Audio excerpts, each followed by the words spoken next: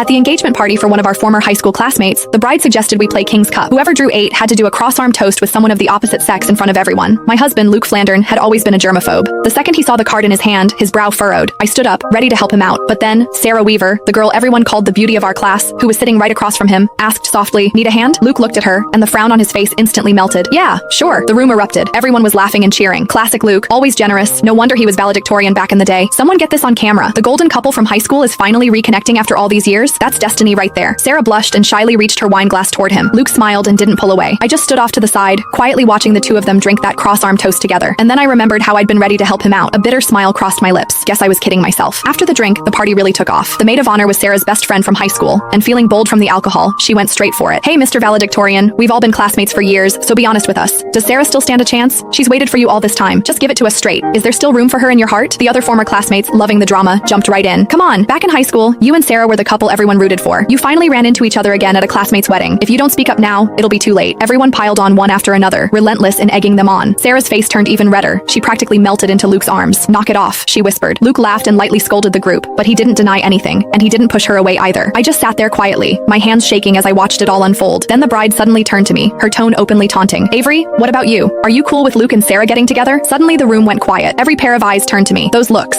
curious, mocking, hungry for a show, yanked me straight back 10 years, to the day Sarah confessed to Luke. I remembered it like it was yesterday. It was a sunny afternoon during gym class. In front of everyone, Sarah laid her heart out to Luke. At the time, Luke was already my boyfriend. Too embarrassed to turn her down directly, he shot me a helpless look. Acting on instinct, I stepped in front of him. "Sarah, Luke doesn't like you. Please stop putting him on the spot." Sarah froze. Her eyes went red, and tears immediately started streaming down her face. Luke's expression shifted too. Without a second thought, he shoved me aside and ran after her. The people around us immediately started whispering, "Avery's out of line, don't you think? What does who Luke likes have to do with her? She's such a busybody. For real, who does she think she is? Just because she sits next to Luke, she acts like she owns him. So gross." I stood there helplessly, trying to explain that I wasn't just his desk mate. I was Luke's girlfriend. But just then, Luke came back to grab some tissues. He heard what I said and stopped in his tracks. "She's joking," he said it to the classmates around us, defining our childhood sweetheart relationship of a year and 8 months with a single sentence. For that entire gym class, I endured the strange looks from everyone around me until I wished the floor would open up and swallow me. That night, I hid in my room and cried by myself when Luke knocked on my door. He apologized, saying he hadn't meant it that day. He just didn't want everyone gossiping about us, so he hadn't admitted we were together. He also said I shouldn't have been so harsh with Sarah. She had cried for a long time afterward, and he couldn't stand seeing her like that. In the end, he gave me a braided bracelet and made me a promise that once we graduated, he would officially tell everyone we were a couple. 10 years later, that braided bracelet was still wrapped around my wrist. I snapped back to the present. The bride was still defending her best friend. "Sarah, don't try to stop me. Back in high school, Avery was always causing problems.